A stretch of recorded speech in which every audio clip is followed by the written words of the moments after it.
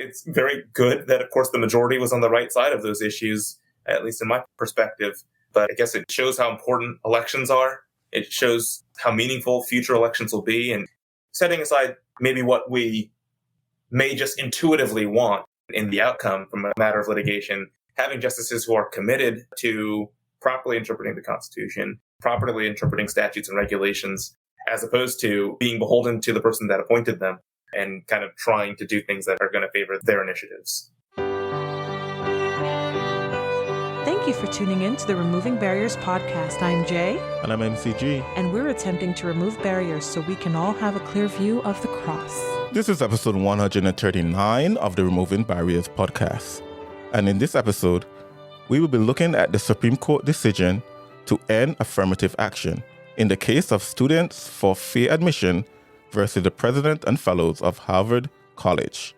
And our guests, they are Sam and the Michael. Yes, the Sam and the Michael. One is a genius, the other is insane. They are not laboratory mice. Their genes have not been spliced. They're just brothers who are brave enough to join us on the Removing Barriers podcast. Sam and Michael, thank you for joining us on the Removing Barriers podcast. MCG, it's a pleasure. Thanks, MCG and Jay, and I'm glad to be on a podcast with a genius. I didn't know who was a genius and who was insane. I certainly think insane probably applies more to me. I didn't say that neither. Anyways. The pinky and the brain, the pinky and the brain. One is a genius, the other's insane. Hi, this is Jay. MCG and I would like for you to help us remove barriers by going to removingbarriers.net and subscribing to receive all things Removing Barriers. If you'd like to take your efforts a bit further and help us keep the mics on, consider donating at removingbarriers.net/donate. Removing Barriers, a clear view of the cross. All right, so let's jump into this. Michael, we're going to start with you and talk about just the history of affirmative action, the laws behind of it, and kind of bring it down to this current ruling and everything, as using your lawyer mind and lawyer brain to just give us a clear understanding of what happened in here. Well, yeah. Thanks again for letting me be on the show. And what happened with Students for Fair Admissions is, in short, affirmative action in government education or government-sponsored education is no longer illegal, in the sense that race alone cannot be a consideration for admissions decisions. That's the short of it. A little caveat would be that experiences that an individual has had that might have some connection to their ethnic background, hurdles overcome, those type of factors can be considered, but race itself is not permitted to be considered. That's interesting. You mentioned the experiences thing. That sounds to me like a backdoor, if you will, to allow affirmative action. Okay. And I think the dissents try to jump on that a little bit and try to find a way that there might be a way to kind of backdoor out of the strong decision in Students for Fair Admissions. But at least if it's just a racial issue itself, if that's the very essence of the factor that's being considered. But I think the justification for that is if somebody has overcome challenges, that's not specifically their race. That's the reason for that reality. Instead, it's the circumstances that they've had. And a university may want to have the different viewpoints and backgrounds that are developed through difficulty, as opposed to just wanting folks with, different skin pigmentation. That's unconstitutional now, as the court has interpreted it. What was the history of affirmative action, and why was it instituted in the United States in the first place? I'll take that one, or at least start off with it. I'm not a historian, so I know some would know more about it than others, but we know that we had Brown for supportive education, getting rid of the separate but equal doctrine and requiring integration in the school system. And I think it started in earnest with President Lyndon Johnson, when there was a question about how to help bring about integration, and somebody had the idea of calling new programs, quote unquote, affirmative action. I read one article saying that I think Johnson really appreciated the alliteration in that term. But exactly what does affirmative action mean? I think that the meaning has morphed over time, but the first milestone executive order by Johnson was requiring government contractors, or the government contracting process, to not discriminate on the basis of race, along with other protected categories. And then also there was a affirmative action component that some might describe as do something, right? So for a long time, particularly blacks were kept out of certain opportunities. So to try to bring those opportunities back to blacks and others, do something, find a way to try to recruit people outside of the typical stream that otherwise would have been used previously. So I think that's part of the history for affirmative action start. And that was in the employment setting. And then it quickly shifted over to the educational setting. Michael, you said something there interesting there that, it morphed into a lot more than the justices probably intended it to be, probably when they first approved it. I think when the first time they actually ruled on affirmative action, they believed that it was only going to be probably, I think one of the justices say 20 years down the road, we shouldn't need it anymore, or something like that. Why do you think it morphed into what it was rather than what the intention was? Well, I think you're mentioning time limits. So we know the first Supreme Court decision came down in 1978. A lot of people hear Bakke versus Regents of University of California. Mm-hmm. And it was a very fractured decision. I think there were 6 separate opinions. So trying to discern what the court actually held is a challenge. But when you cobble together all the different perspectives, you have one viewpoint that rises to the top. And that is that racial discriminations or categorizing folks based on race, one, it has to be assessed by something called strict scrutiny, which is a exacting legal test where you have to demonstrate that you have a compelling state interest that you're trying to accomplish through the least restrictive means. So those would be the 2 prongs of the test. Compelling state interest accomplished through the least restrictive means.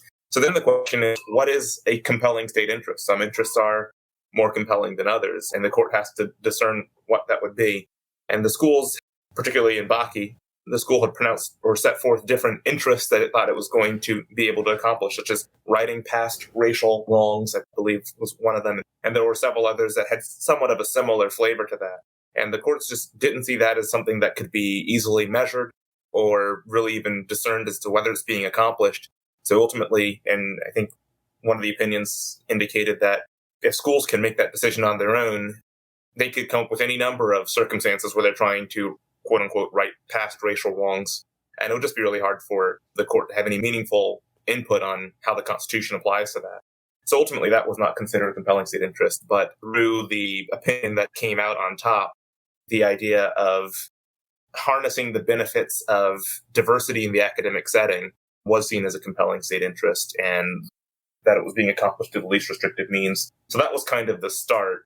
But I think then there was one opinion in that pile of decisions in Bakke where a justice said, hopefully this won't take place for much more than 10 more years before our society would have been able to move past the Jim Crow era, and that we wouldn't really see our Constitution as permitting this type of discrimination in the future. Yeah, definitely. Some question on Bakke, because wasn't Bakke more being discriminated on his age rather than race?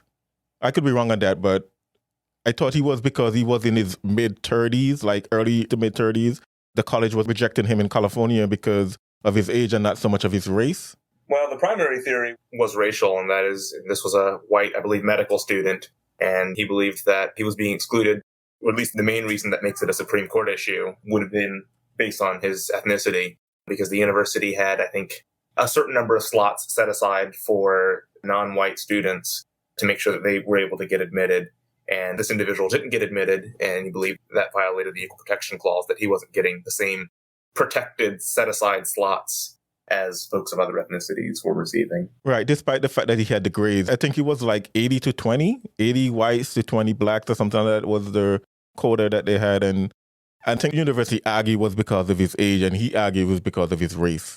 Yeah. Wait, 80 to 20? So it's got to be 20% black is what you're saying? I think that was the standard for, was it the University of California? Some university in California. I don't remember the exact name of it. Yeah, now, I don't know about California demographics, but nationwide, blacks don't even make up 20% of the population. That's true, but the college had that setting that 20 slots are going to go to blacks or BIPOC, people of color, and 80 will go to whites. I think that was their setup. My recollection was 16 slots set aside for non-white students, but I guess we could always cross-check that to be sure. Yeah, that's true. 16, 20, not a much big difference. Let me play devil's advocate here and ask, well, what's wrong with that? What's wrong with making space for people who were previously excluded, people who were previously unwelcomed in the academic sphere? What's wrong with making a little space for them? Oh, yeah, the Supreme Court agreed with what you just said, Jay, and that is that it was constitutionally permissible, that the Equal Protection Clause allowed that to take place. And even now, Bakke wasn't overruled. Instead, the Supreme Court just says that at this point, it's not a compelling state interest to do what was being done at that time. So from a purely legal standpoint, I think the court agreed with you that was constitutionally permissible. Okay, so at that time, the Supreme Court upheld affirmative action, but now they've overturned it. And you're saying that it's because it's no longer in our interest. Well, what changed between 78 and 2023 that the Supreme Court came to the decision that it did? Right. Ultimately, I think time. I think the facts are different. It wasn't a white student that was challenging the affirmative action programs. Instead, it was an Asian student group, and that makes the facts a little bit more palatable for some who are trying to be particularly politically correct, perhaps. Oh, okay. It goes back to intersection. So because the people who are petitioning this time are not white, then it's a little more, say, socially acceptable to take a second look at affirmative action. Is that what it is? Well, what that indicates to me is that the Supreme Court's decision, either in the first place or now, or maybe in both occasions, they were political decisions and not just based on the law. That would be my opinion, especially if they're starting to look at like who's bringing the case and saying, oh, well, this won't be as much of a controversy. Yeah, I think ultimately Chief Justice Roberts tries to avoid overruling precedent and instead finding a way to try to harmonize things and move forward. So we had the temporal time limit that was imposed. So let me back up. So we know Bakke was a plurality decision, so it wasn't a controlling final interpretation of the Constitution. Then we have to get to 2003, where we have Grutter versus Bollinger, where a majority of the court did adopt the reasoning in the main opinion in Bakke. And that's where the court does say, in the majority opinion, we should be done with this in about 25 years or so. And I think the way that they came up with the number 25 years is I think it had already been 25 years since Bakke. So doing affirmative action and saying that it's constitutionally permissible for 25 years, we're still trying to harness the academic benefits of diversity. So 25 more years of this, and then we should be done, I think is how the court came up with that number. And then now one would say that students for fair admissions, even though it's looking at the Equal Protection Clause and saying that it really does require a colorblind government, it's able to now pull away from Bakke because 25 years have expired, and it's just time for us to move on. And our Constitution ultimately requires colorblindness. I would argue that there really was no space in the Constitution for affirmative action in the first place. And if we were that adamant to implement affirmative action, I think we'd need a constitutional amendment that would alter the 14th Amendment, because I would argue that the 14th Amendment is where a lot of the notion that the Constitution should be colorblind comes from, and equal protection and stuff like that. And I don't think that making sure that schools have a certain quota of different ethnicities accepted into their programs, I don't think that that is equal protection under the law. I think that there is an argument, or there was an argument, that in the past students were being discriminated against, and that is antithetical to equal protection under the law. So I can see why they might, at least the way I'm looking at it, I could see why the court might rule and say something like discrimination on the basis of race is unacceptable, right? At least for state-funded institutions. I think it's easier for them to govern how these institutions behave if they're state-funded. And so I think that instead of focusing on meeting a quota, they should have focused on making sure that there's no discrimination, and that should have been the focus. And ultimately, in implementing some ruling that says discrimination is not allowed, yeah, you might have some kind of a quota, but I think that quota looks different, even though I think quotas are kind of silly anyway, because they're uneducated in most circumstances. But like with the California thing that you brought up, and you're saying 20%, you need 20 slots, you have 100 slots and you need 20 for blacks and 80 for whites or something like that.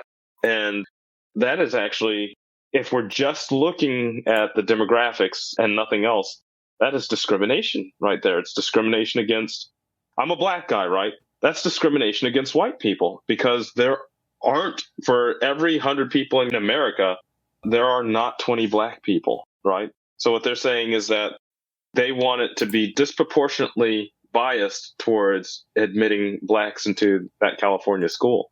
And that's not fair, especially since it's state funded and everybody, every tax paying citizen is putting into that school. So it should be an equal shot, you know? And then on top of that, you do have equal protection under the law and stuff like that. So if we had an equal shot and we just looked at race and we didn't look at anything academic wise, I want to say the proportion is something like 14 or so % black. So they should have 14 blacks and, 80 plus white, 86 whites or so in those 100 seats, Also accounting for other ethnic backgrounds, right? So. Right. Yeah. So if we're just looking at it as black and white, that's what the breakdown would be. But you're right, Mike. There's more ethnicities than just black and white in America.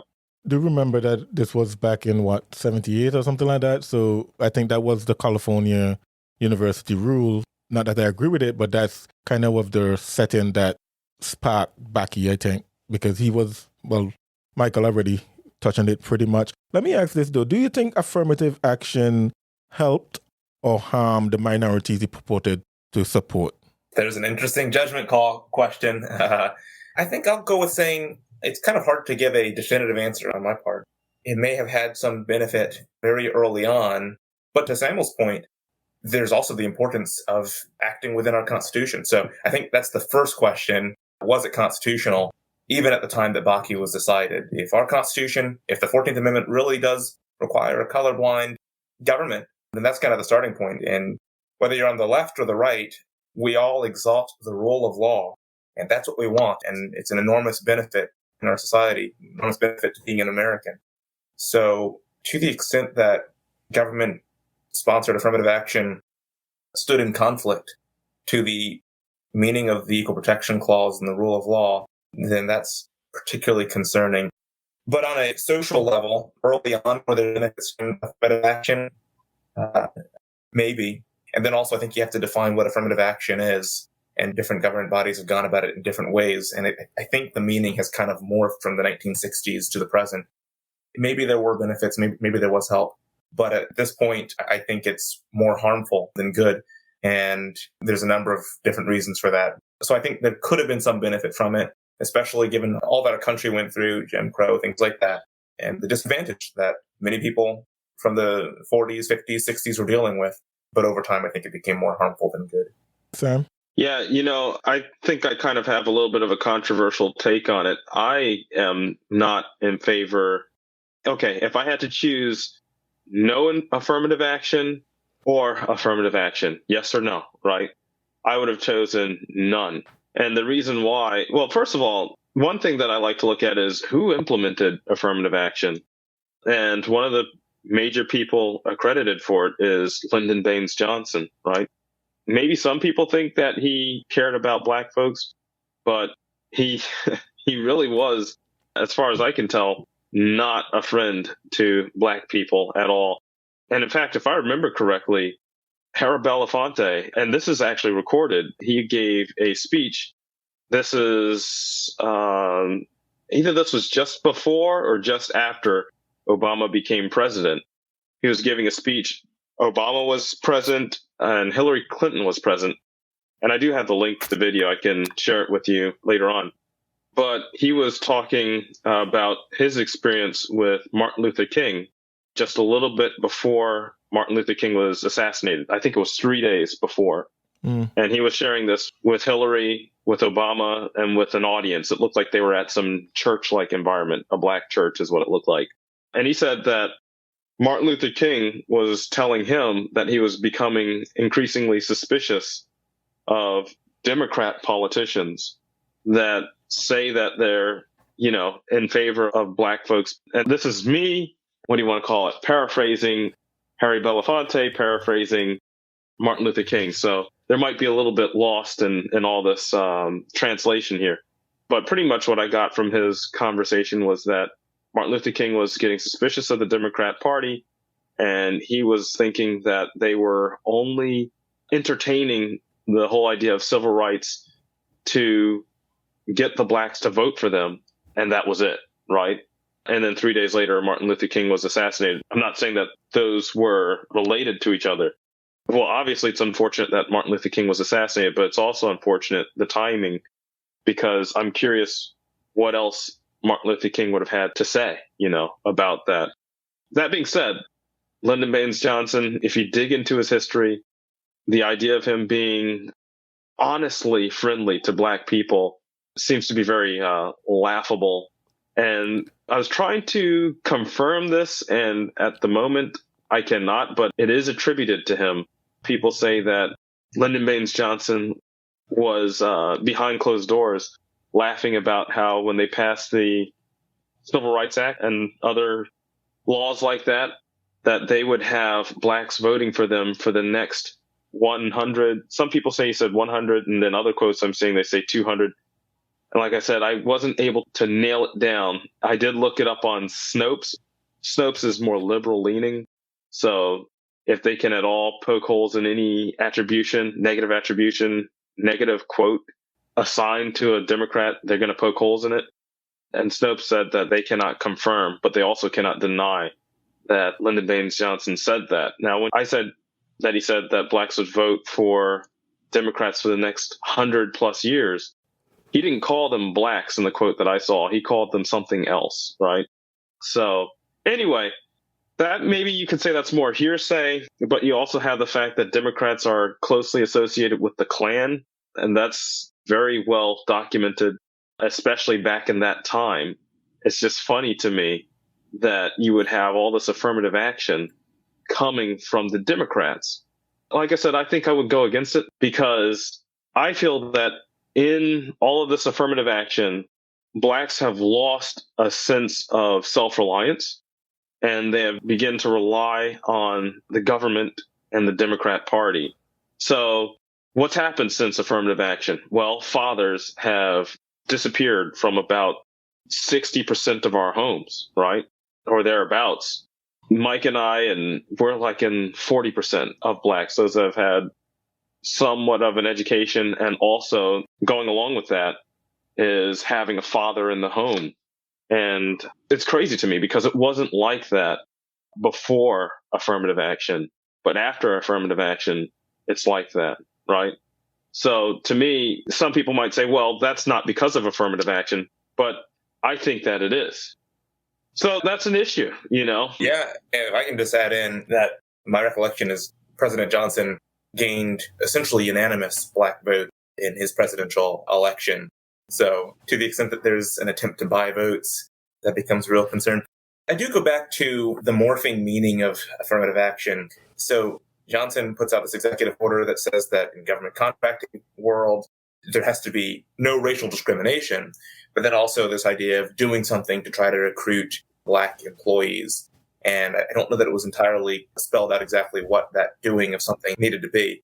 But it does open up the question, even keeping the Equal Protection Clause as the preeminent concern, legally speaking. In a time that we're rising away from a segregated era, is it appropriate to, of course, not only have equality when it comes to race, being colorblind, but also, this might not sound so colorblind, but also say, let's go ahead as we recruit different employees for our contractors, well, let's, kind of inform other ethnic groups that originally were kept out.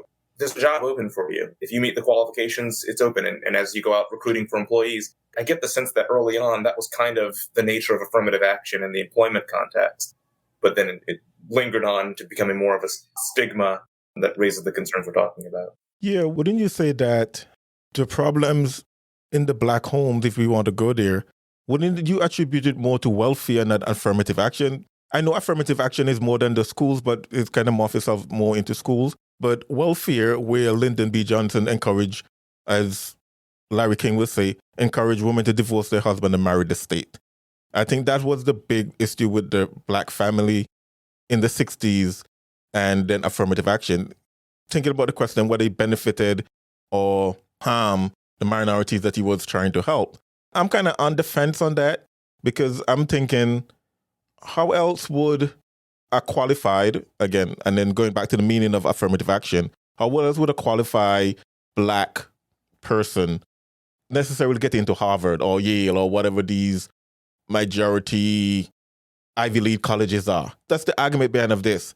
Because then we can say, hey, was it necessary to end redlining? Was it necessary to end Jim Crow? Because ending those things kind of help Black people. They can argue instituting affirmative action kind of help Black people, but maybe you've come to a point to where we need to end it.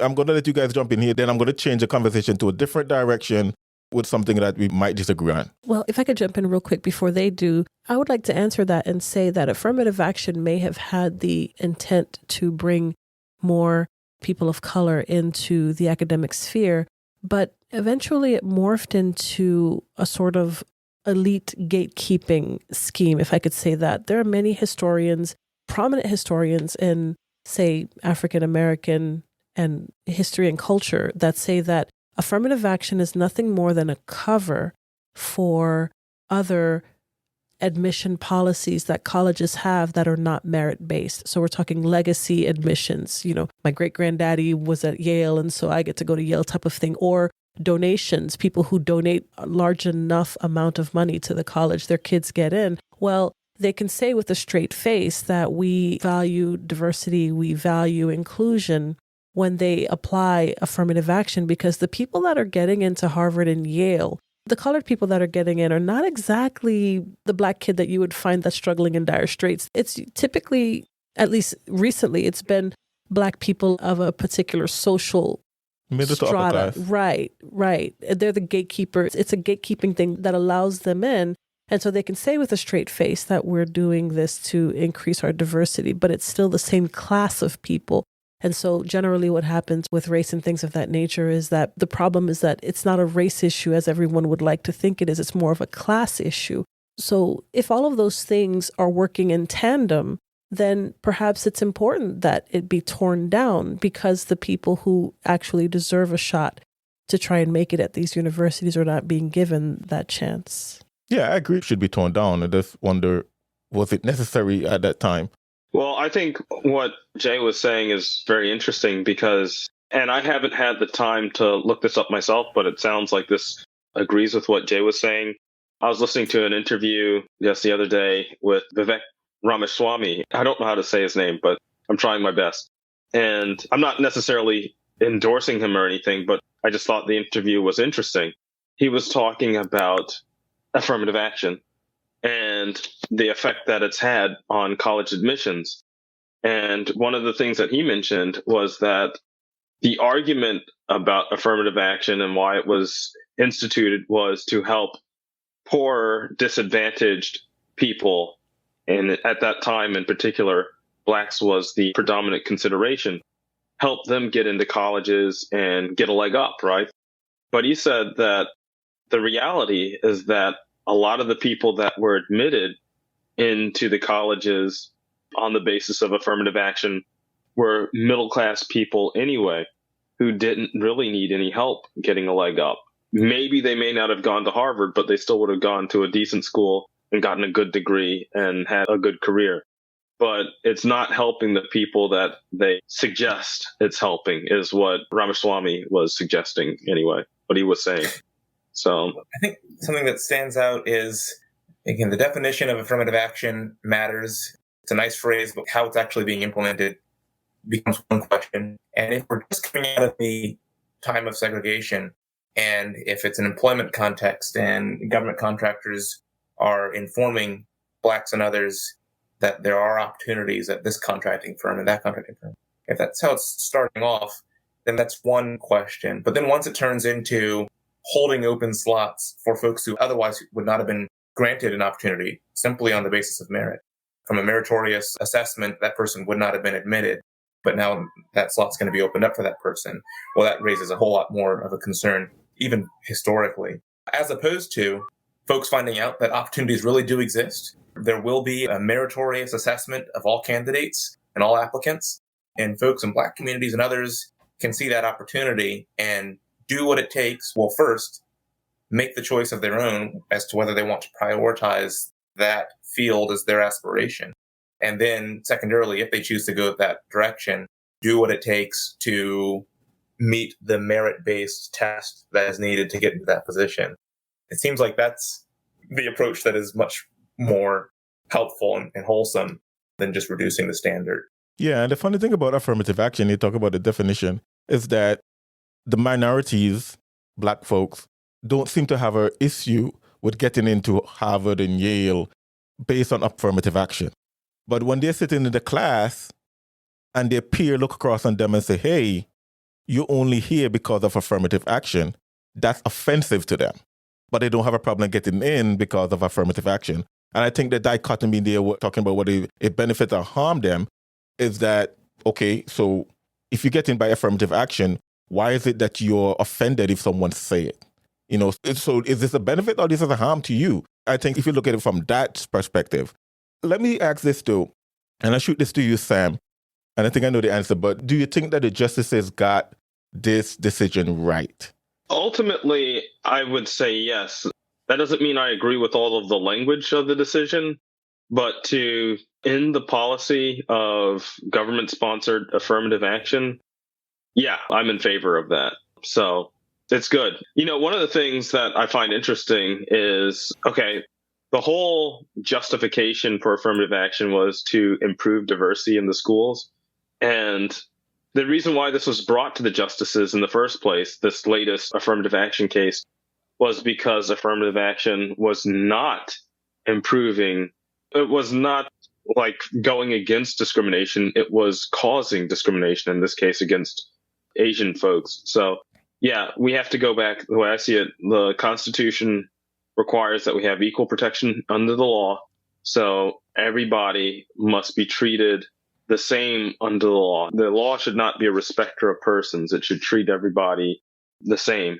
So that includes whether you're of a different race or not. And I would argue that the Asians had a point that they were being discriminated against because the focus on some of these quotas was on getting so many Blacks in, but there was no provision for Asians. The way I see it, just do away with all this racial provisioning and just have people in the school on the merits, you know, forget about race. You know, and I guess that's the other thing, like this was sold. I feel like a lot of this social justice and all this racial stuff was sold to us because we did have an unfair situation back in the 60s and earlier. And one of the things that a lot of Blacks held on to was Martin Luther King's speech, I Have a Dream speech. And one of the things he talks about is not being judged by the color of our skin, but the content of our character, right? So judge me based off of who I am as a person, not my skin color. And to me, it's funny that you have a lot of people, unfortunately, even a lot of Blacks clamoring for affirmative action, like Ketanji Brown Jackson on the court, clamoring for affirmative action when that is exactly what Martin Luther King was arguing against. He was saying, don't judge me based off the color of my skin, judge me off the content of my character. Or in an academic setting, you might say, judge me based off of who I am, you know, as a person. So yeah, this is kind of interesting. I'm glad the Supreme Court did away with affirmative action. Good call. I agree. And Justice Sotomayor in her dissent quotes from Martin Luther King Jr., but she stops her quote about one sentence short of the very component, Sam, that you're talking about. So maybe she was afraid of that line. Neither of the dissents, Jackson or Sotomayor, mention Martin Luther King's emphasis on a colorblind society. And MCG, to your question, I'd like to take a swing at answering that too. And absolutely, I think the court did get it right. We know after McCluskey versus Ferguson was decided, the majority of the Supreme Court said that we can have separate but equal. And the lone dissent was written by Justice Harlan. And so trying to figure out what exactly does the Constitution require? What does the Equal Protection Clause require? And in Justice Harlan's dissent, he wrote, disagreeing with the Supreme Court's decision, he says, in view of the Constitution, in the eye of the law, there is in this country no superior, dominant, ruling class of citizens.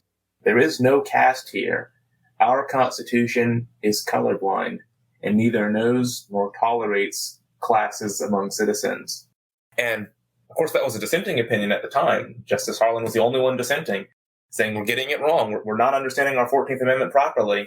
But as time goes by, then we get to Brown versus Board of Education, and then we recognize what a colorblind constitution we indeed have. And the lawyers arguing in Brown, the lawyers for the United States government in their briefs, and that's emphasized in Students for Fair Admissions and the opinions there, they're all saying, no, our Constitution is colorblind, and that's why separate but equal needs to end. That was the argument in Brown versus Board of Education. And then lastly, there's several other quotes put into Chief Justice Roberts' majority opinion and other concurring opinions.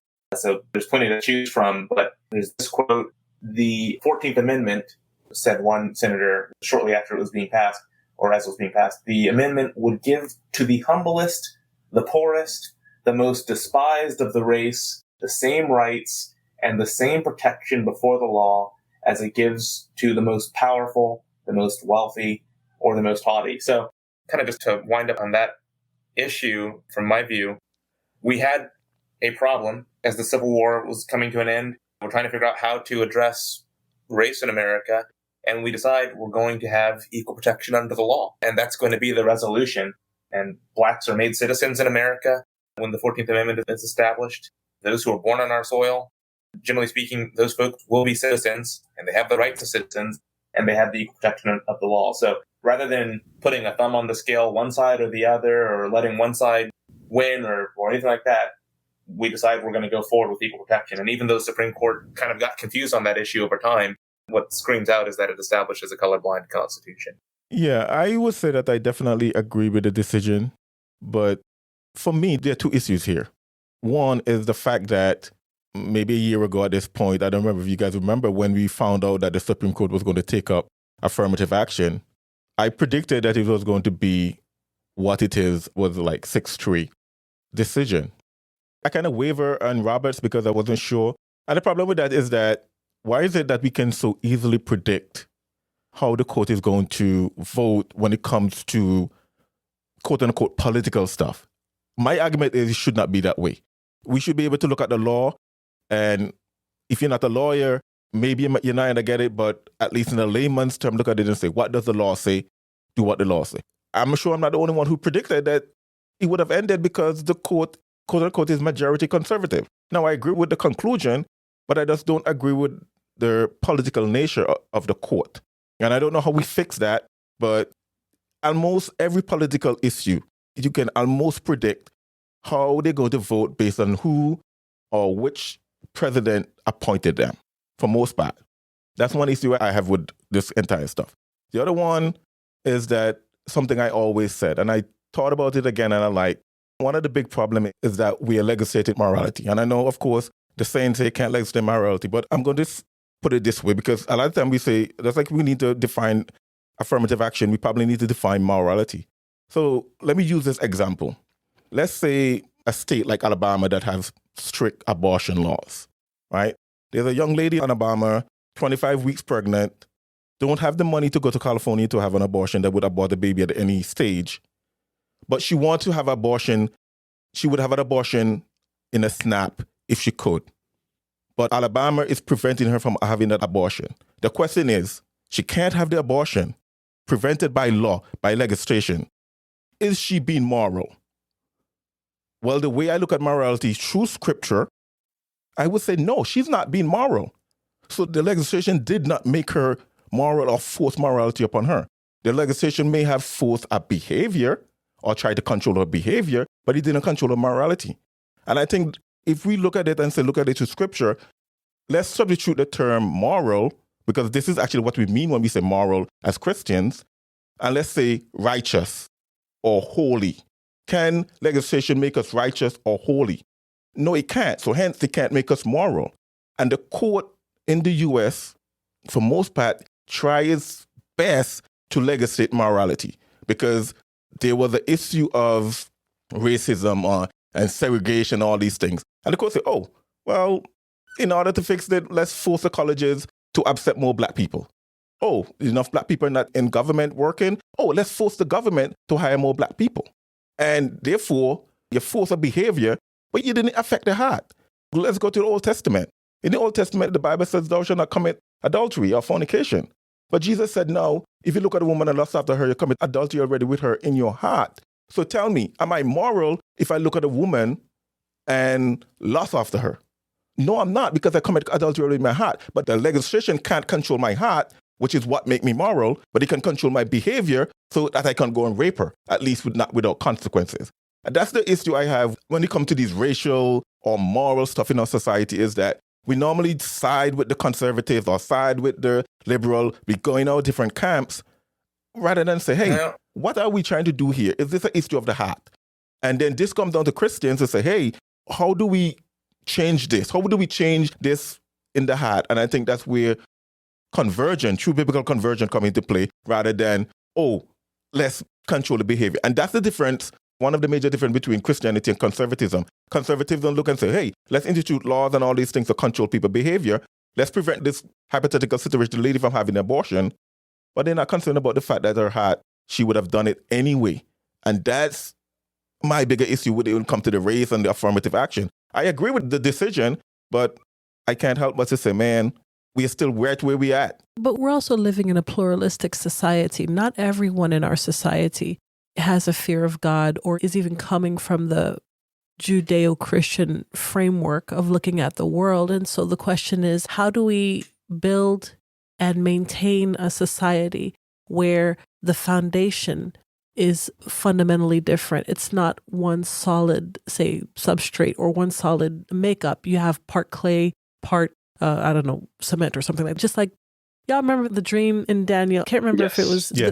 Yes, the feet were part clay and part iron or something like that. I think the foundation of the U.S. is very much like that. It's a very pluralistic society, even though it had a beginning where a majority of the people profess some kind of belief in God or faith or some kind of moral framework from that Judeo-Christian perspective. Now that's not the case. And so naturally you'll see the fracturing of the society, but also we've ceded a lot of the societal underpinnings to be decided by the courts. The definition of marriage, now the definition of gender, men and women, and those kinds of things. And so even if we wanted to, we can't establish laws that will affect the heart. I'm agreeing with you on that point. My question is it a fool's errand to even try and do that? Oh, yeah. Okay, so when they established these affirmative action laws, they were trying to right a wrong, it seems. They were trying to right the prolonged effects of slavery and Jim Crow laws in the country.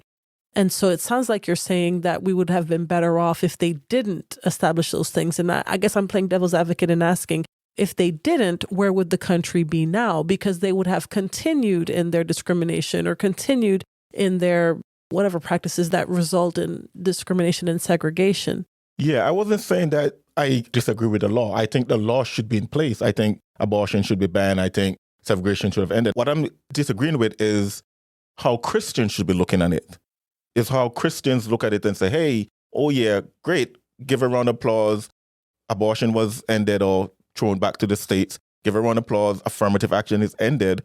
And we look at it as that, okay, now we have a more moral society, or we have a more society that is more in line, quote unquote, with the word of God, when I'm simply saying it's not.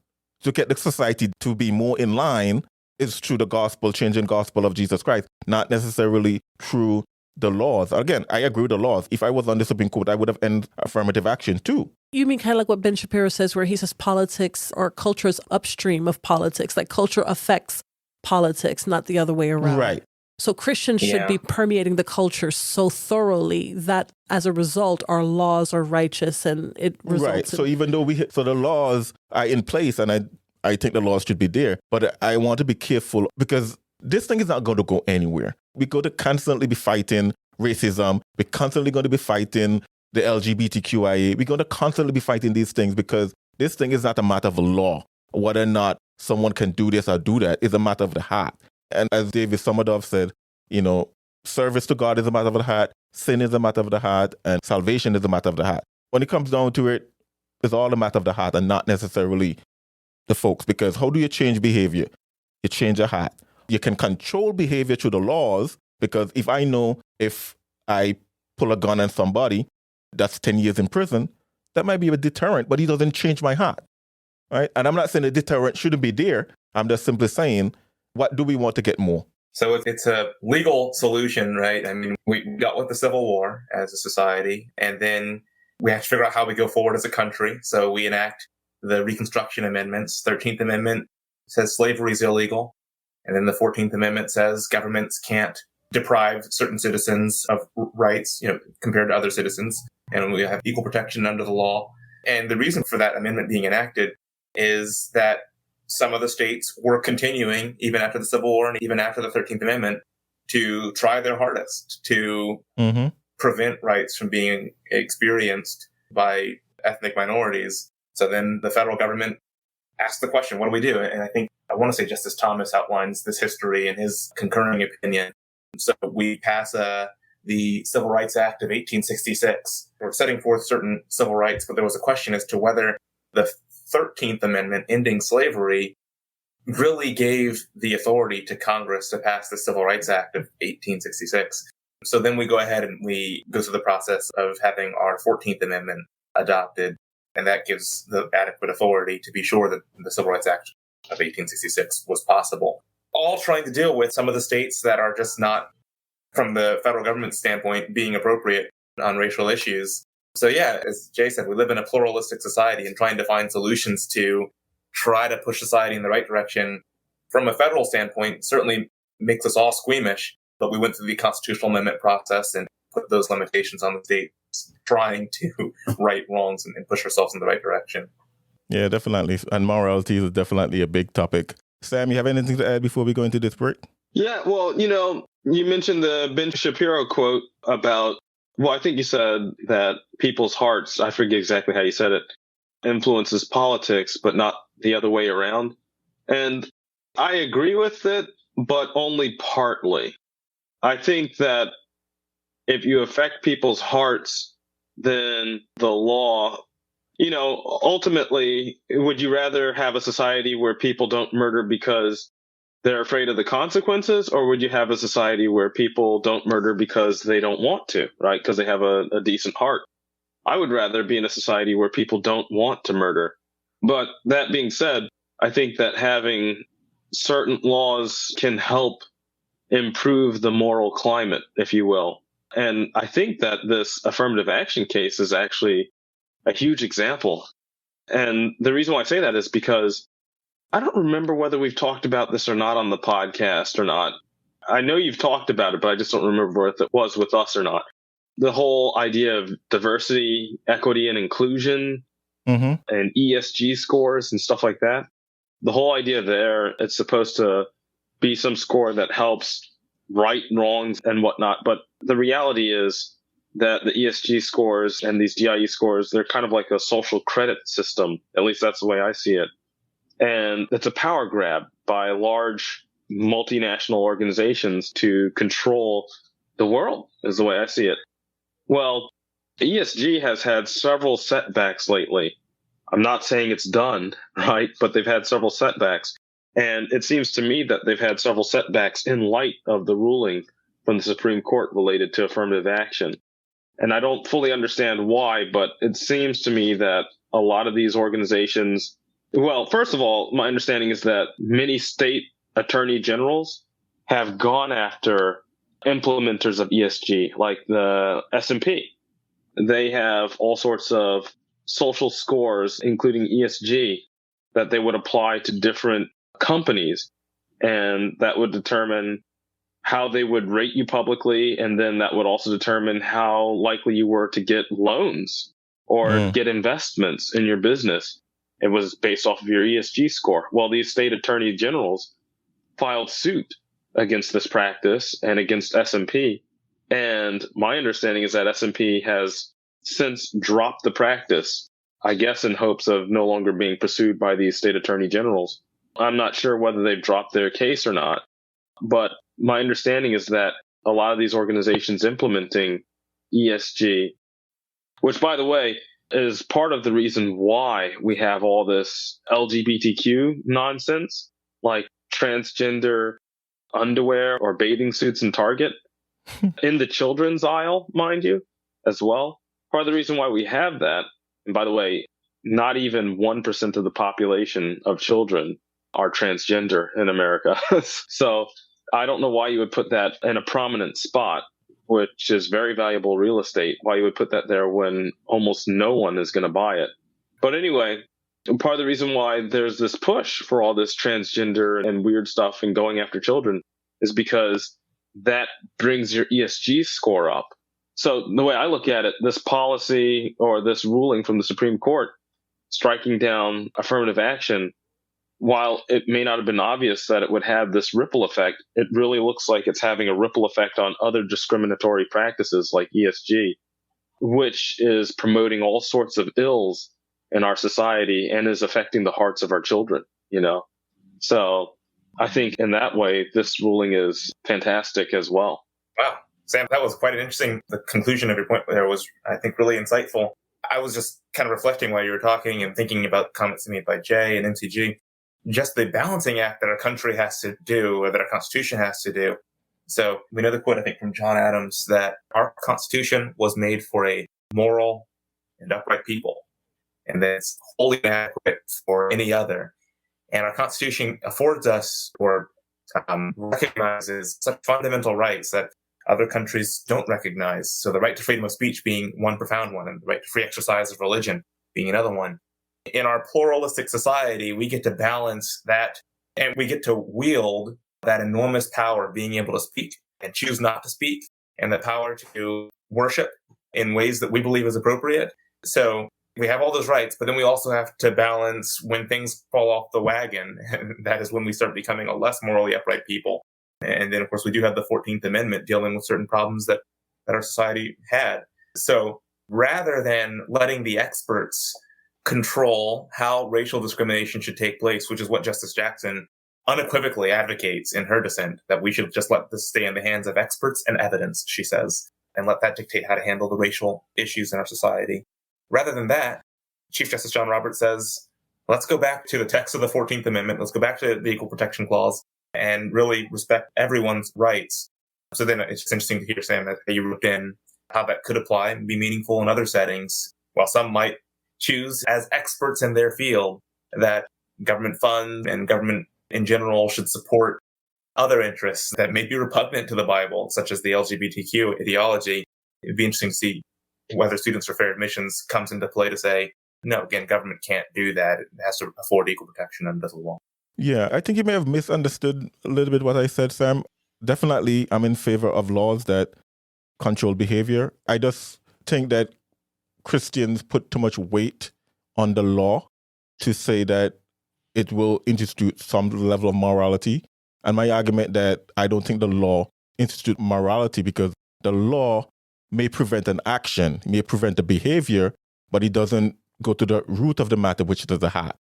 So even if the law say you can't do affirmative action, we all know that they're going to find a way around it. So, and even though the law say you can't kill somebody, we know somebody's going to go around it and try it and hide it or whatever the case may be. I think the important thing is, even just to answer your question, you say, what do you want someone not to kill you based on this? I would say I want someone not to kill me based on the fact that I was made in the image of God and they fear God, so therefore they're not going to kill the image of God. But of course, I will admit that's a totally, if you want to say, a Christian point of view, a Christian worldview. The conservative worldview might say, hey, don't kill this person because you're killing a human life or whatever the case may be. But I guess my argument is just maybe moving it from the hands of the government and put it in the hands of God, because at the end of the day, yes, we can have a perfectly well-behaved society, and great, I would love to live in a society like that. But still, that's not the heart. That doesn't say anything about the heart, in my respect. Another example, we just had a missionary to Japan recent Sunday here, and he said that in Japan there are tons of, for lack of a better term, brothels. But no one can... Tons of what? Brothels. Brothels. And he said no one knows about these things because it's swept under the rug. Because no one wants to talk about this because their moral or their cultural atmosphere of Japan don't want that to be out. But they have thousands of them around and people go and do it in secretly and then leave. So you look at this, okay, is Japan a moral country because no one knows about these things because laws against it, but they still do it? That's the point I guess I'm trying to bring out. It's deeper than just instituting a law. While I agree with the institution of the law, I think, again, I just admonish Christians that are listening to this, we need to step maybe a little bit above the law and say, hey, how do we change the heart? Because I don't believe the law is going to change the heart. Like, for instance, in 50 years, when the Supreme Court changes to a more liberal court, or in 10 years or whatever to a liberal court, will they reverse abortion? Will they reverse affirmative action? The heart doesn't change based on instituting these laws. It's behavior that we're controlling. I guess that's my crux of my argument. So I'm not arguing with the heart being more important than the behavior. I guess what I was getting at is I commonly hear in conservative circles that, I hear oftentimes a focus on people where they say, let's not focus on the law or let's not focus on the rulings. And I guess what I'm trying to get at is while laws and Supreme Court rulings or other court rulings cannot make people moral, the laws and rulings from the courts can turn society into an increasingly evil society. And likewise, ruling in another way can reduce the growth of wickedness in a nation. And I do agree with that. Yeah. So in that sense, I see it as very important. But obviously, in addition to these rulings which help slow down the growth of wickedness in our country, we clearly need a Christian revival in America. Oh, yeah. And then if we had that, a lot of the societal problems that we have would become less, because if we are properly behaving Christians anyway, we would treat each other according to God's word, and all these problems would go away. Obviously, we're not perfect, so we would still have some problems, but a lot of these major issues would just not be like they are, And just to jump on something that you had said earlier, MCG, you had made a couple of comments. You also talked about the Supreme Court and the disappointing aspect of being able to anticipate that this would have been a 6-3 decision, give or take a couple of votes. And I echo that disappointment. And there's been a series of moments with the court over the past couple of years that illustrate that. So President Biden implemented a CDC eviction moratorium. At least he continued to promote it. And that went up to the United States Supreme Court. And that was overturned 6-3, is my recollection, where the majority says, yes, CDC doesn't have the authority.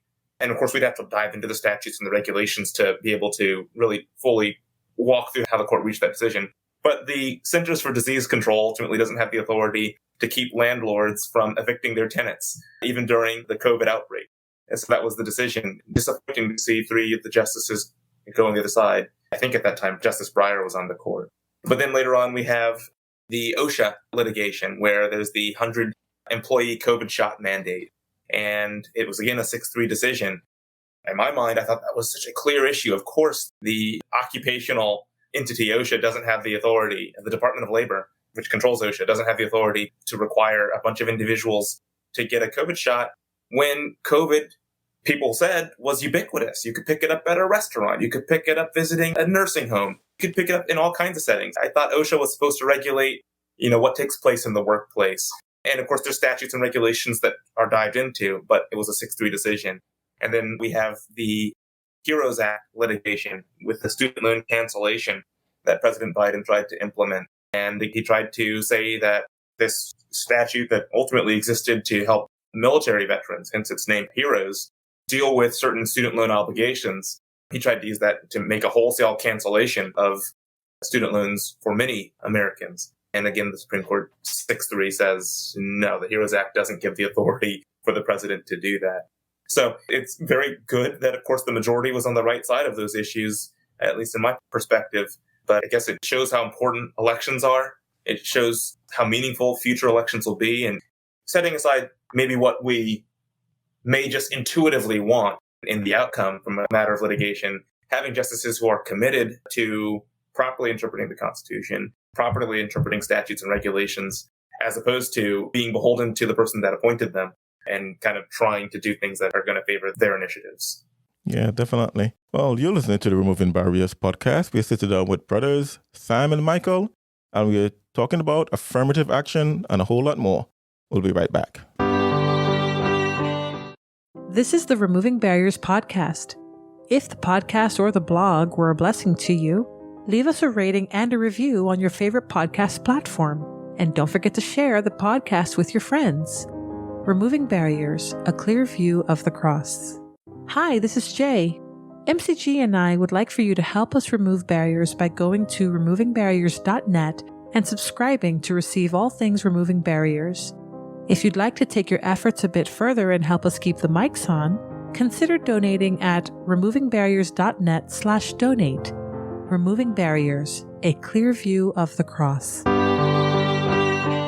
All right, so we have been talking about affirmative action. We look at a number of things, the Supreme Court decision. I want to play a clip by Joy Reid as she talked about herself and Clarence Thomas and the fact that they benefit from affirmative action.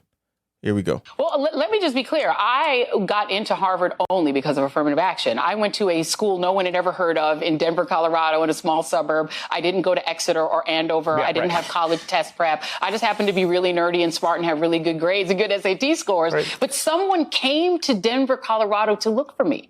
A Harvard recruiter flew to Denver, and I met up with her at the Village Inn restaurant and did a pre-interview to get to pull me into Harvard. I was pulled in, and the schools like Harvard and Yale that I got into affirmatively. Yes. And it was literally not saying we're going to take an unqualified person and put them in Harvard. Yes. We're going to take a very qualified person who we would never know existed and put them in Harvard. That's how I got there. That's how Ketanji got there. That's how Justice Jackson, I should say, Justice Jackson got there. It's how Clarence Thomas got there. Right. But the minute I arrived from my majority black little town, Montbello in Denver, to Harvard, the first week or two that I was in class, my presence was questioned by white people. I was in this big conference class where some white students stood up and said, those students, the black students, they're only here because of affirmative action. It became a huge argument that we all ended up having. This was freshman year. I had never had my academic credentials questioned. I had never had anyone question whether I was intelligent until I got to Harvard.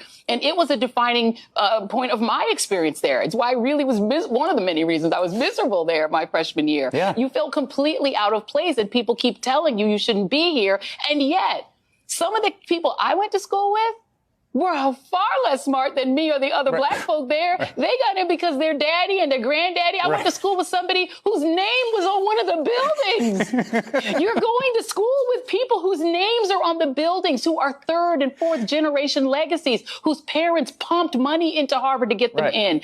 But that affirmative action is okay with this majority. They said that the people who benefited from slavery, their descendants, who are so far ahead of black folk in terms of opportunity that will never catch up to them. I don't care how many Oprahs we get. Those people's affirmative action is A-okay because those people can pay for fancy trips for them. Yeah. But you people who want to get in just because of your brains, but you're not from a legacy, too bad. You can't come in. All right, so that was it. So let me ask though. So firstly, there's an article that's called The Mind of Clarence Thomas, The American Dream for Me, but Not for Thee. So did Clarence Thomas benefit from affirmative action, then pull up the ladder after him? Did Joy Reid have a point here? Comment on what Joy Reid said and also on that. I'll shoot it over to any one of you that want to take it first. Well, I don't really have much to comment on what she said about Clarence Thomas, other than in her statement, she talked about how she got to Harvard through affirmative action, and she said Clarence Thomas did too, but I'm not aware of Clarence Thomas going to Harvard. So I don't know if she's saying he went to Yale on the basis of affirmative action. I'm not sure what she was saying there. Yeah, I know he was admitted to Harvard Law, and then he was he? to Yale Law. Yeah, he was admitted to both and then attended Yale Law. Oh, okay. Well, then I'm not exactly sure how her statement has any bearing on affirmative action. Did he make it into Yale because of affirmative action? Because in her statement, she was talking about Harvard is what it. She never mentioned Yale. She only mentioned Harvard. Or maybe she just meant Ivy League schools altogether. Yeah, I think that's what she was talking about. Basically, is just he got into Ivy League schools altogether by affirmative action. And Michael, what you said was that true. He did get into Harvard, but he didn't attend. But the important thing here on it is this as well, is the legacy admission, because a lot of time we are against affirmative action, at least in the way it's instituted. And going to the definition, the way Joy would look at affirmative action is that, hey, here's a pool of qualified black folks that would have not gotten into the school unless someone go and actually get them. They're not going to the bottom of the pile and grabbing any old black folks off the street and say, hey, we're going to put you in Harvard or Yale or Cornell or whatever the Ivy League school. but we're looking for the best of the black folks, and we're going to put them there because even though the grade could have gotten them there, they would not get there because of the color of their skin. Now, in some respect on that, if that's the way affirmative action was being practiced, I would agree with her to some degree. But that is not how it was practiced. The way affirmative action is practiced is that if, let's say, Asian student or white student has a grade of, let's say, 90. Let's say they need average of 90 to get in. They will take a black person that's averaging maybe a 75. It's significantly lower than the person that they're getting it. So especially if you're Asian, you probably could have a 95 and a black person averaging a 75 and getting over you because they're black. So the way it was practiced is not what Joy Reid said. If the way it was practiced is what Joy Reid said, I would say, maybe I can see that. But it's not practiced that way at all. Yeah, I think I heard 3 different types of affirmative action articulated by Joy Reid. One, she described a recruiter coming to her locality. I would assume, particularly because it was a black locality and they were trying to recruit, as she put it, highly qualified black students who otherwise would not have even considered attending. And then the other category she described was folks looking at her and saying, oh, you were admitted even though you didn't have the credentials. So more like, 75 score compared to a 90 score standard that you were describing, MCG. So she goes into that. The last category of affirmative action that she referenced is legacy admittees. You call that affirmative action.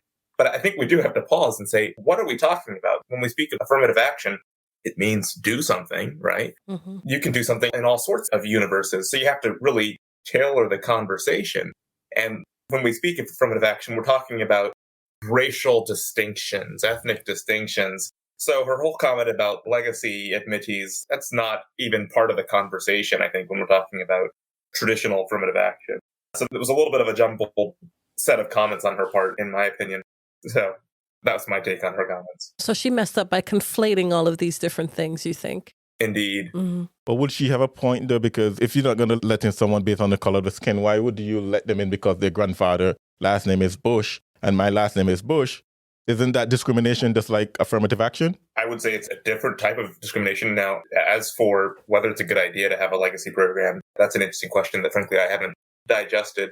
But that's not a racial issue. That's a school that just likes to keep alumni who have graduated. They want to have the children of those alumni come to that school as well. Kind of like one small family type mindset. I don't know the history of that. But that's very different than what Joy Reid's trying to describe. So I just think she got way outside the context of affirmative action and students with fair admissions when she went down that route. I'll go to let you jump in here, Sam, but for argumentative sake, though, if they're going to allow legacy admission, whose legacy is most likely going to be at these schools? It's not going to be black. It's going to be white. So that's the big argument the political left is going to make here. They're saying, hey, yes, well, you don't have a problem with legacy admission. Well, the legacy of Harvard is majority white. So what are we going to do here?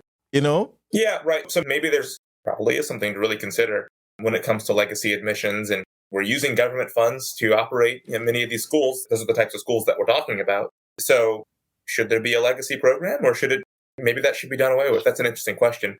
But when Joy Reid is addressing affirmative action, she's raising into the conversation, doing something to address desegregation and that type of thing. And that's not what the legacy programs are about. So I just think she confused the conversation a whole lot with the comments that she made. Yeah, and somebody has to pay the bill on because, let's face it, tuition and all these things doesn't really pay the bill. So I guess they're going to have their legacy program because they're going to need the money from the rich people. I'm on the fence on legacy admission. I would say it should be done away with, but I'll let Sam jump in here. Yeah, I was going to say, to me, the legacy admissions program makes sense if you look at it from a financial standpoint. Maybe not at every school, but I know with many schools, a lot of money comes in through these legacy families. But to me, that makes more sense in a private school. I don't know why they have these legacy programs in a public school. Personally, I don't think the government should be in the business of schooling at all. That should be private, in my opinion. Communism, one of the things that Karl Marx made very clear in his Communist Manifesto was that if you want to turn a society communist, you need public schools, government schools. And sure enough, you can see America was not founded with government schools, but since we've had government schools, we've slowly marched towards communism. You might say that was inevitable one way or the other anyway, because our form of government is inherently unstable. And our founding fathers acknowledged as much, but it was optimized for maximum freedom. So anyway, I think that this whole legacy program, if the concern is the school raising money, I think legacy program makes sense in a private school. But in a public school or a publicly funded school, then the whole idea is that the taxpayers need to be benefiting, fairly from the money that they're putting into that school. And if the legacy programs seem to disproportionately affect the ability of applicants to get a position at the school, to get a position as a student in the school, So with the legacy program, your average taxpayer does not have a fair shot at landing a spot in that school. And they're paying for it. Every taxpayer is paying for these government-funded schools. So we need a fair shot, That's the way I see it. Yeah. The legacy program to me, of course, as I said, I'm on the fence because at the end of the day, these schools, they consider not-for-profit all they want, but they're trying to make money. So at the end of the day, you're going to need someone to donate a building and donate this or donate that for something. Either they're going to put their name on the building or they're going to say, hey, when your child or grandchild become college age, they're going to be automatically enrolled in our school. And I guess at the end of the day, if the school have some autonomy, I guess it's a business, yes, let them do what they want to do. But I can see issues with it as well, as I said, because the legacy of Yale and Harvard and all these other schools is going to be predominantly white. I agree that private schools ought to have autonomy, but if they're funded by the taxpayer, then they should be beholden to the taxpayer. That's the way I see it. Yeah, you have a point there, but I guess at the end of the day, the taxpayer is not paying enough to fund and pay the professors and all these things. To Joy Reid's comments about Justice Thomas, I think she had suggested that he had benefited from affirmative action. I think that was part of her quote. And from what I've seen, I don't know what data she's looking at or what research she's relying on, but as far as I understand, there is no proof out there, no proof that I've come across that says that Justice Thomas attended Yale Law School because of affirmative action. Instead, what I've seen, and I've looked into it, is people make that assumption. For example, they say Yale University had just started an affirmative action program just a few years before Justice Thomas was admitted. So temporally, they would argue it stands to reason that he was admitted based on affirmative action. And obviously, there's a huge logical leap there. And then the other arguments that I've heard are quoting statements made by Thomas and others, particularly quoting Thomas and using those quotes to suggest that he himself has acknowledged, has admitted that he was admitted to Yale through an affirmative action program.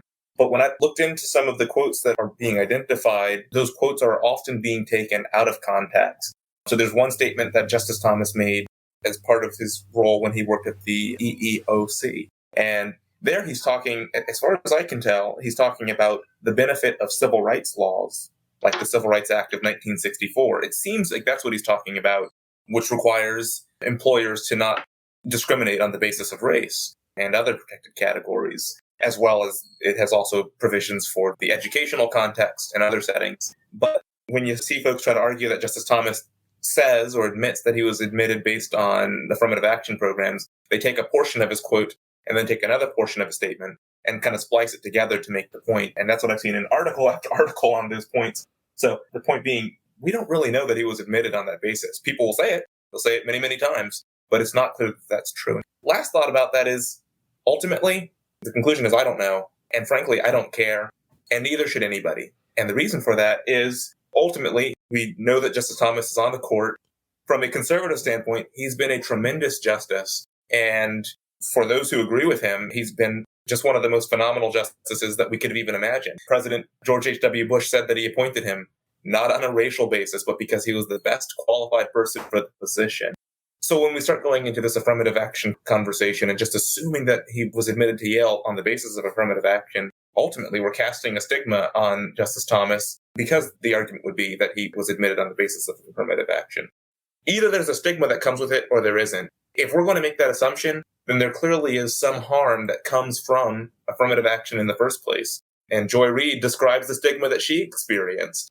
People just assumed that she did not merit being admitted, and the same assumptions being made on Justice Thomas. So clearly there's a stigma, and perhaps we should remove it. Or there is no stigma, and therefore we shouldn't be making that assumption in the first place. Yeah, that's why affirmative action on its face seems like it's helping, but really it's insidious and it's nefarious No one wants to be in a leadership position and have their qualities questioned. That's one of the reasons why I didn't continue in the military to go commissioned, because the idea that there's a certain number of slots for Black women to become military officers is appalling. You don't want the race and gender quota on the battlefield. No one cares about that on the battlefield. Can you fight? Do you know tactics? Do you know strategy? Are you a good leader? That's what really matters. But if affirmative action is in place, they will always, always, always have a reason to question your credentials. And that's not compatible with a meritocratic society. And that's not compatible with long-term success. Yeah, that'll go back to what I said earlier as well, because when they get into these institutions and their peers point to them and say, oh, you're only here because of affirmative action, they bristle at that because they want to say, hey, I was qualified, I had the grades to get here, but they don't mind getting in by affirmative action. They just don't want anyone to point it out. And to the point of Clarence Thomas, and should anyone care, I would definitely agree. But here's the issue. Who applied for affirmative action? No one. No one. It's just baked into the system. It's given. It's given Right. to you because you have to fill out these forms. You have to check your race. You have to, whatever the case may be. I'm sure Clarence Thomas didn't go and raise his hand and say, yes, let me in by affirmative action. So even if Yale decided to let him in based on affirmative action, he didn't apply and say, let me in because of affirmative action. They Right. gave it to him. Right. Right? So it's something that's given. And they're the one who did the discrimination, that Clarence Thomas. And also to the point of pulling up the ladder behind of you. So let me say something. If someone gained wealth by questionable means, let's say we just talked about Andrew Tate in our last podcast, that he gained his wealth through a webcam business. Now, he's already rich. Should he give up his money because now he realized that was wrong? I will say no. You already have the money in your bank account.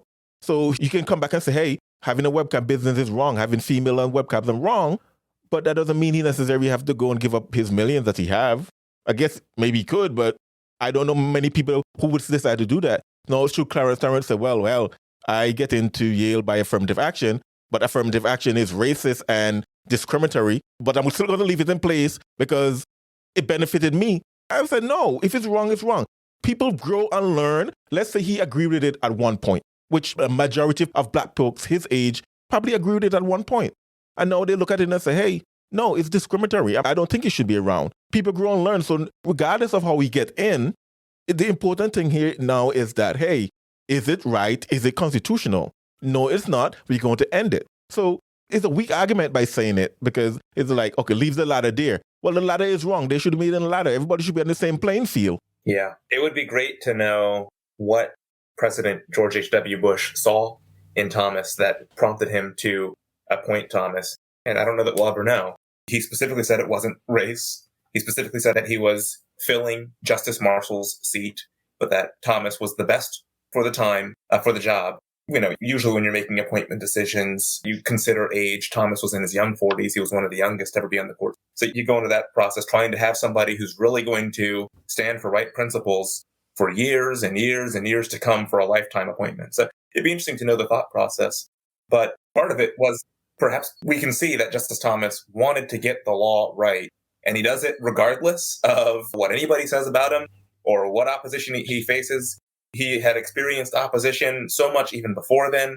And so the backbone and the respect for the rule of law that Thomas has exhibited shows that he even overturned, the constitutional viewpoint that affirmative action was permitted, despite all the opposition and all the noise, because he wanted to get the law right. Yeah, I can think of two reasons why Clarence Thomas, and oh boy, this is kind of going back to affirmative action in a way, why he might pick Clarence Thomas. One, so he's looking for conservative justice because, George H.W. Bush was running as a conservative president. And then if he's looking for political scores, he's probably going to look for a Black guy, honestly. If he can nominate the first Black justice, that would be a political score. Following Justice Marshall, who was also... Marshall was Black too then, is what you're saying. Right. I didn't realize that. Was he the first Black justice, out of curiosity? Mm-hmm. Yes. Wow. Okay. All right. Well, then he would be the second, which makes even more sense because we have a tradition of replacing justice that covers a certain demographic with another justice that covers a similar demographic. It's like if we have a woman justice retire, Normally we replace her with another woman justice. And in this case, if a black justice is retiring, then you might replace him with another black justice. And then the other thing is Clarence Thomas and Bush went to the same school. And I'm not saying that's a good reason to nominate somebody, but maybe they knew each other already. Like if I was in a position somewhere, let's say I'm running a business and I need to look for somebody to help me run that business, there's a good chance that somebody from PCC might be on my list, because I already know them or have some understanding of who they might be, if you will. Mm-hmm. Yeah, interesting reasons. I know Bush specifically disclaimed that race was part of the rationale. Wait, he claimed that it was or it was not? He disclaimed. He said that was okay, not. So he's saying it's not part of the rationale. Exactly, yeah. Okay. But yeah, that academic connection is interesting. But ultimately, I think folks who believe in the rule of law should celebrate the fact that Thomas was put on the bench because he stood for the law. Even when others want to just take the convenient route and say, there's decades or maybe even 100 years of precedent on a particular issue. Thomas says if the law doesn't say it, he's not going to stand for it. So, Mike, this is kind of going slightly on a rabbit trail, but if George H.W. Bush was to replace Thurgood Marshall with a white guy, right, which shouldn't be, we should be colorblind, but if he was going to replace him with a white guy, do you think that might have caused George H.W. Bush some political problems? I don't know. I mean, maybe. I guess we'd have to study the historic context, but the only example that comes to mind to give a thought to that is Ginsburg. When she died, she was replaced, I do believe, by a woman. Kavanaugh. No. Amy. She was replaced by Amy Coney Barrett. Yeah. Did Barrett follow? Okay, well, if that's the case, then I'll try to back up to Justice O'Connor, and I can't recall who replaced Justice O'Connor. Perhaps that followed the tradition as well. I guess we'd have to Sotomayor, I want to say, replaced Connor. Okay. Maybe there would have been some backlash. So sure, perhaps Bush did have to think about that. But ultimately, all we have are his words. And he says that race was not the basis for nominating Justice Thomas, but that instead it was because he was the best person at the time for the job. And we can all look back and say, pretty awesome choice. Yes. Yeah. Whatever the rationale, it worked out really good. I would agree. So let me ask this, though. Do you believe that affirmative action is an example of the phrase soft bigotry of low expectation? Ooh. That's an interesting question. Yeah, I would say that happened. I would say that is, I can see that because, there is kind of that insult. I mean, you see that when people talk about the stigma of affirmative action, which I myself have even experienced, where people say, oh, are you in that position because of affirmative action? I work with the government and affirmative action runs pretty strong where I work. And I've even been overlooked for some major projects, I understand, because a high up military guy thought I was there only to fulfill a quota, I don't want to talk about it too much, but pretty much I was working on an AI program for the military. And when the Army guy, you might say this is due to affirmative action, or you might say it's due to other prejudice, I'm not sure. But a high up from DC flew into Mobile to see what I was working on. And I kid you not, and I can't say what he was thinking. Obviously, I don't know. But once he saw me, he seemed to be disappointed. And what I was told later on was that he thought that probably the AI project that I was working on really was just more of like a token thing, if you will, because I was just filling in some quota, if you will. Oh, wow. Now, the AI product, I'm partial towards my project, of course, but everybody else in the office seemed to think that it was a really good project. But they already knew that I wasn't there to fulfill or at least I don't think I was there to fulfill a quota. Whether I was or was not, I would like to think that I'm qualified, but I guess it's really not. You have to ask everybody else who's in charge, all the bosses, whether I'm really qualified or not, whether I'm really doing my job well or not. But it just seems like that affirmative action, there's a stigma with it. And I feel like that affected me. That's what I've been told. And if there's a stigma, why is that stigma so sticky, if you will? Why is that stigma there? I think it's there because it suggests that we aren't capable, right? And so, affirmative action, it does have a soft discriminatory feature to it in that it suggests that we are not capable of getting to certain positions on our own and that we need assistance. And thereby it brings into question our qualifications for wherever we are. Yeah, I would definitely say in practice, because when you can have significantly, and this is the truth, a Black person can have significantly lower grades than an Asian and get in over that Asian just because of the color of their skin. And to me, they're saying, hey, you cannot meet the standard that we have, so therefore we're going to lower the standards so you can get in. Some people can get in. And that, to me, is a problem. And I echo your statement, because sometimes I go to job interviews and I wonder, did they really believe I'm a quality software engineer, or was it because I'm Black and I have an accent, Because even more than you, Sam, that's cookie points for them. Because I'm not just Black, I'm an immigrant, so that's another intersectionality, if you want to put it that way, that when they look at me, they're like, oh, well, yeah, let's give this guy a job. I'm saying, no, let me in because you think I'm quality, not because you think that I'm filling some kind of quota. That's why even right now, I'm currently, interviewing. And when they ask you to self-identify, like your race and all these things, I always check, prefer not to identify, because I don't want to get in the door because you think that I'm going to fit some kind of quota. But at the end of the day, you can do as much as you want, but you can't get away from it, because at some point they're going to see you. At some point they're going to hear your voice and they're going to say, hey, yeah, let this guy in. This kind of boosts our stuff, especially all these companies that are pushing DEI and all these things. Now, you're almost like, man, if you apply for a job, as soon as they see you, they might want to lower their standard. Hopefully not, but I do understand the feeling, Sam. Yeah. At this point, I think affirmative action in the sense of lowering the standard to bring in other ethnicities really creates an enormous crutch for those groups. So rather than striving for excellence, it creates the temptation to try to just expect the program to come to one's aid. Interestingly, in the Students for Fair Admissions decision, I think the dissenting opinion by Sotomayor tries to show all the different harms that Blacks have experienced over the years and tries to just tie it to race in general. And then one of the numbers was financial success. So if you take household income and look at different ethnicities averaged out, Blacks have the lowest household average income, and then next comes Hispanic, and then there's white. And her point is that race has just been used to create a bunch of disparate outcomes, something along those lines. But what she does not talk about is what she quotes in her opinion, and that is that the highest economic household income average is for Asian cultures. And when we talk about the history of discrimination that has been experienced over our long history in our country, we talk a lot about Black relations, but we also talk about Asian relations, and there's a history there too. But a long one. One that really deserves to be discussed at depth. But averaged out, Asians have the highest economic household income when we look at those ethnic groups as identified. So what was the response? There is a strong educational emphasis in a lot of Asian households, and it pays off, and a dedication to excellence, right? And it pays off.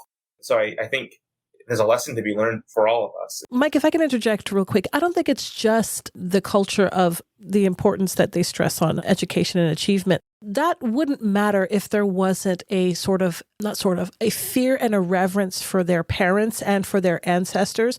The child knows that they would not be able to face their parents or their grandparents because the family is so tightly knit. If they came home with a B or a C, they know what the expectation is. And so they're living up to that because they respect their parents, because they respect their grandparents. And the Asian culture overall has that respect for elders, respect for community, respect for family. And so even more important than the emphasis on education is the tight-knit nature of the Asian family, the respect that there is before children for their elders, which inspires the children to live up to whatever aspirations their ancestors, by ancestors I mean parents and grandparents and great-grandparents, have for them. So even more important than the educational emphasis is that. And so compared to the Black family, where we can effectively say that the Black family has been absolutely decimated in the United States. And so even if there was a strong emphasis on education, that's undermined by the breakdown of the Black American family. And so I just wanted to throw that in there as well. It sounds like it's strong homes, respect for authority, respect for parents, and respect for achievement, education, excellence. And as a Christian, the biggest goal should be thorough and complete respect for God. For God, and to honor obedience to God, him. yeah. Mm-hmm. But that is an interesting issue here. And now, obviously, history is a very complicated thing, and the history experience by many Blacks in America, it's probably hard to compare the history experienced by Blacks versus histories compared by Asians. True, fair It's enough. just two different conversations, but nonetheless, I think there's a point to be taken away and something that can be strived toward for those who might feel like they don't have quite the achievement that they want to have. Yeah, I definitely agree with that. So I guess you're saying that affirmative action was discriminatory against certain races. It might have benefited, quote unquote, Black people, but it did discriminate against whites and Asians especially. Chief Justice John Roberts says it's a zero-sum game. And of course, the dissents throw this word holistic around over and over again. It's a holistic review process, they say. And that race is just one small factor among many, many factors.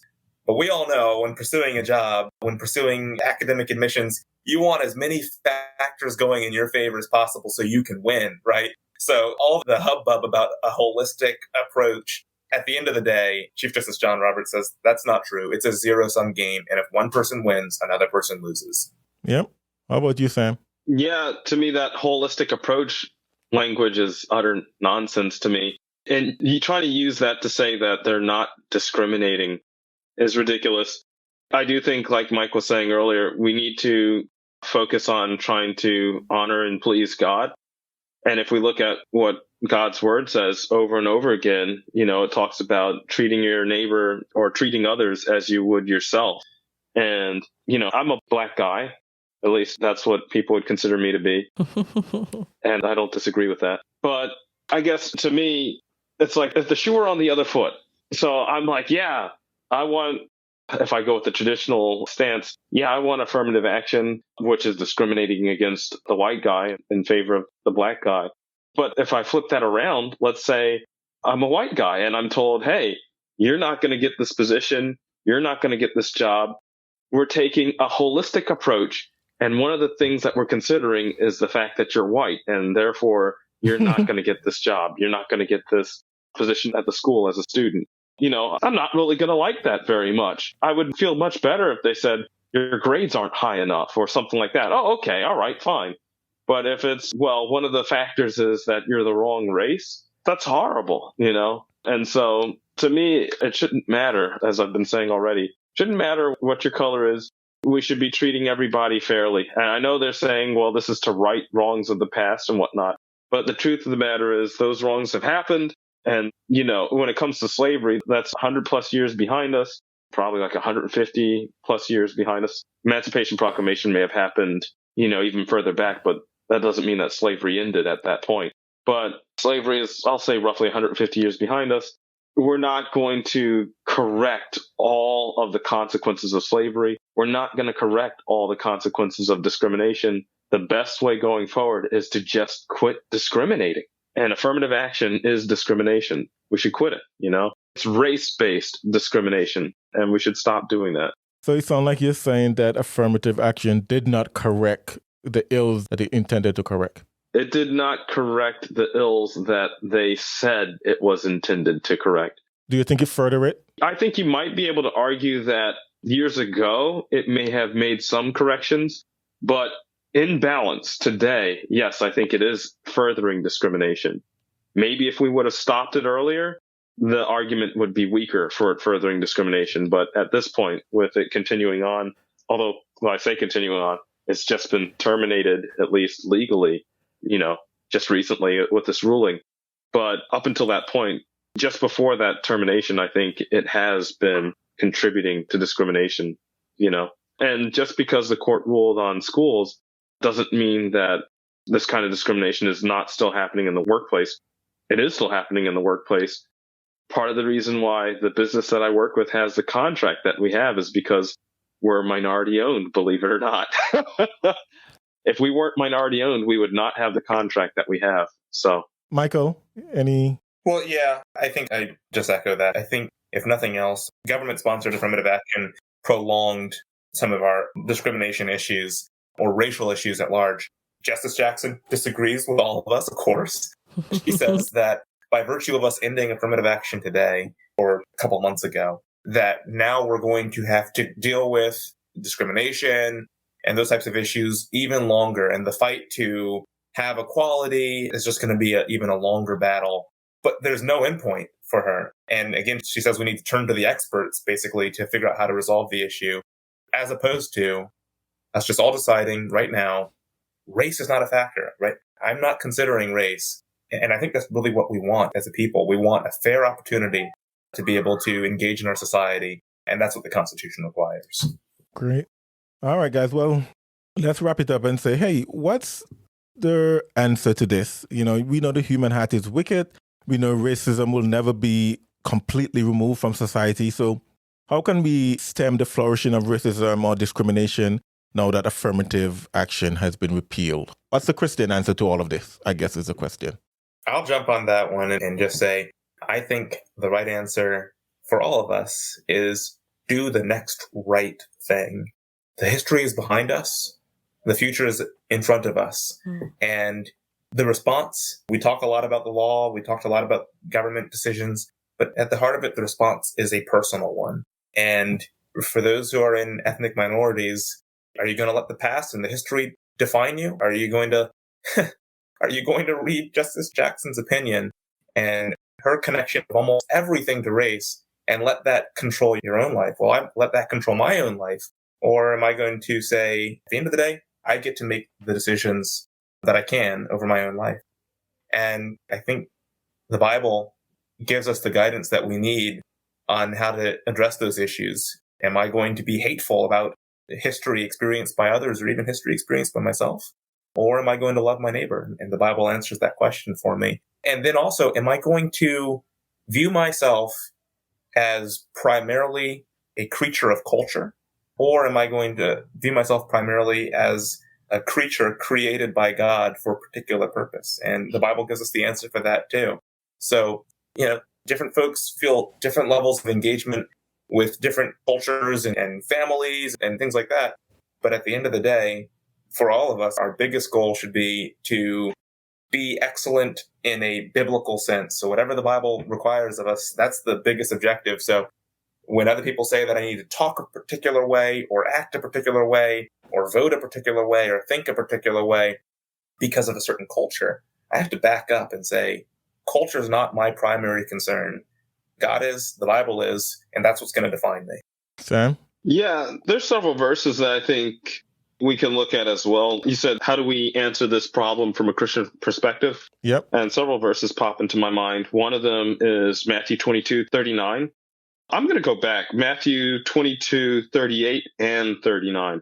This is the great commandment. This is the first and great commandment, and the second is like unto it. So the first commandment was above that, 37. 39. And the second is like unto it, thou shalt love thy neighbor as thyself. And then verse 40, on these two commandments hang all the law and the prophets. So love thy neighbor as thyself, Matthew 22:39. That's one verse that jumps out.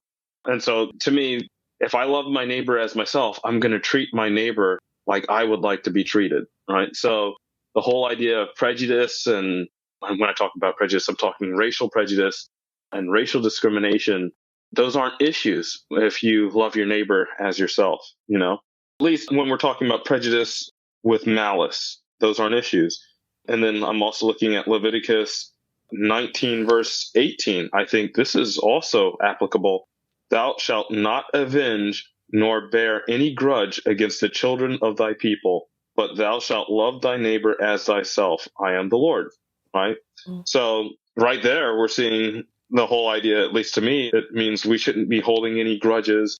So yeah, my great-grandpa, or actually I think it's my great-great-grandpa, may have been a slave and may not have been treated right. My great-grandpa may have experienced Jim Crow, and my grandpa had to deal with all sorts of civil rights issues as well.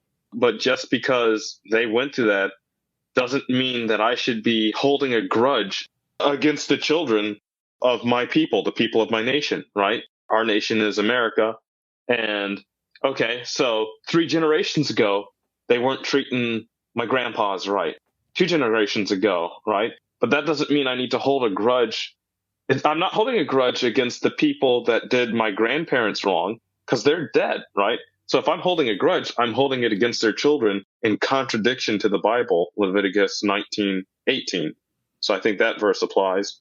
And then there are many other verses, Matthew 19:19, honor thy mother and thy father, and thou shalt love thy neighbor as thyself. And it just goes on and on and on. You see similar things in Romans and in James. So over and over again, you see love your neighbor as yourself and not to be holding grudges and treat people like you would like to be treated in the Bible. So if we abide by that, this whole issue of racial discrimination would go away, you know? So our problem is we're not following God's word. Yeah, I definitely agree with that. Michael, Sam, I didn't say which one is a genius, which one is insane, but we do appreciate you guys joining us on the Removing Barriers podcast. Thanks so much. Thanks for having us. Thank you so much for listening to the Removing Barriers podcast. Make sure to rate us everywhere you listen to podcasts, including Spotify, Apple Podcasts, Google Podcasts, or Stitcher. Removing Barriers, a clear view of the cross. Thank you for listening. To get a hold of us, to support this podcast, or to learn more about removing barriers, go to removingbarriers.net. This has been the Removing Barriers podcast. We attempted to remove barriers so that we all can have a clear view of the cross.